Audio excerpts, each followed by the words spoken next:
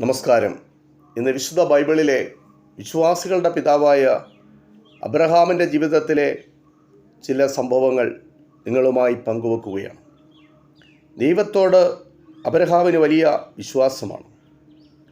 ദൈവത്തോട് അബ്രഹാമിന് അതിയായ അനുസരണയാണ്.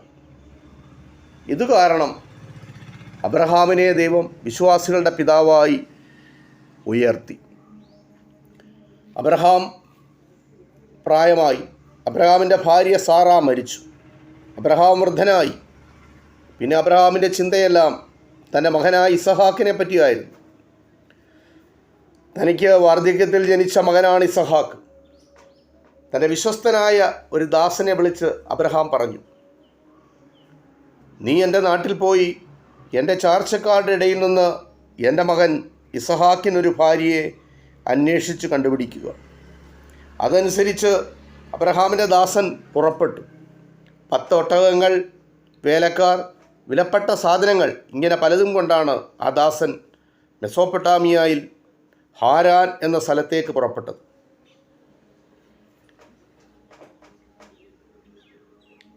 നാഹോരിൻ്റെ പട്ടണമാണ് അത്. അപ്പോൾ ആ പട്ടണത്തിൽ ചെന്നപ്പോൾ ആ ദാസൻ ഒരു കിണറിന് സമീപമെത്തി. അവിടെ എത്തിയപ്പോൾ ആ ദാസൻ യഹോവയോട് പ്രാർത്ഥിച്ചു. ആ പ്രാർത്ഥന ഇപ്രകാരമാണ്: എൻ്റെ യജമാനൻ അബ്രഹാമിൻ്റെ ദൈവമായ കർത്താവേ, ഇന്നെന്നെ സഹായിക്കണമേ. ഞാനിതാ വെള്ളമുള്ള ഒരു കിണറിന് സമീപം നിൽക്കുന്നു. ഈ നഗരത്തിലെ യുവതികൾ വെള്ളം കോരുവാൻ ഇവിടെ വരും. ഞാൻ അവരോട് എനിക്ക് കുടിപ്പാൻ അല്പം വെള്ളം തരുമോ എന്ന് ചോദിക്കുമ്പോൾ, നിങ്ങൾ കുടിക്കുക, നിങ്ങളുടെ ഒട്ടകങ്ങൾക്കും ഞാൻ കുടിക്കാൻ തരാം എന്ന് ഏത് യുവതി പറയുന്നുവോ അവളായിരിക്കട്ടെ എൻ്റെ യജമാനൻ്റെ മകൻ ഇസഹാക്കിന് ഭാര്യയായിരിക്കേണ്ടവൾ. ഇങ്ങനെ പ്രാർത്ഥിച്ച് ഇരിക്കുമ്പോൾ ആ പ്രാർത്ഥനയ്ക്ക് മറുപടി ഉടൻ തന്നെ കിട്ടി. അധിക നേരം ആ ദാസൻ അവിടെ ഇരിക്കേണ്ടി വന്നില്ല. അപ്പോൾ സുന്ദരിയായ ഒരു പെണ്ണ് ആ കിണറിൻ്റെ കരയിലേക്ക് നടന്നെടുത്ത് വെള്ളമെടുക്കുവാനായി വരുന്നു. ആ യുവതിയെ, ആ പെൺകുട്ടിയെ കണ്ടപ്പോൾ തന്നെ ആ ദാസന് വലിയ സന്തോഷം തോന്നി. അവൾ വെള്ളം കോരി തിരികെ പോകാൻ തുനിഞ്ഞപ്പോൾ ആ ദാസൻ ചോദിച്ചു, എനിക്ക് ആ കുടത്തിൽ നിന്ന് കുറേ വെള്ളം കുടിക്കാൻ തരാമോ? ഉടനെ ആ കന്യക അവന് കുടിക്കാൻ വെള്ളം കൊടുത്തു. അവൻ കുടിച്ചു കഴിഞ്ഞപ്പോൾ അവൾ പറഞ്ഞു, ഞാൻ നിങ്ങളുടെ ഒട്ടകങ്ങൾക്കും വെള്ളം കോരിത്തരാമല്ലോ. ഇത് കേട്ടപ്പോൾ അബ്രഹാമിൻ്റെ ദാസന് വലിയ സന്തോഷമായി. ആ ദാസൻ കർത്താവിനോട് നന്ദി പ്രകടിപ്പിച്ചു. അവൾ കോരി ഒട്ടകങ്ങളെ കുടിപ്പിച്ചു. ഒട്ടകങ്ങൾ കുടിച്ചു കഴിഞ്ഞപ്പോൾ അവൻ ചോദിച്ചു, നീ ആരുടെ മകളാണ്?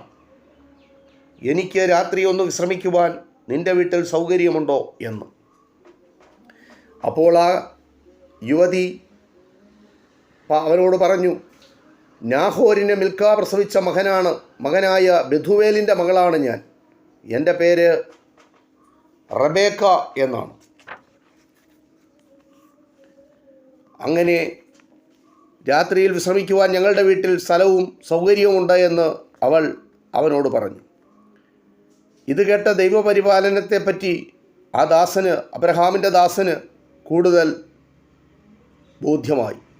കാരണം അബ്രഹാമിൻ്റെ ബന്ധത്തിൽപ്പെട്ട ഒരു കന്യകയോടാണ് താനിപ്പോൾ സംസാരിക്കുന്നതെന്ന് അബ്രഹാമിൻ്റെ ദാസന് ബോധ്യമായി.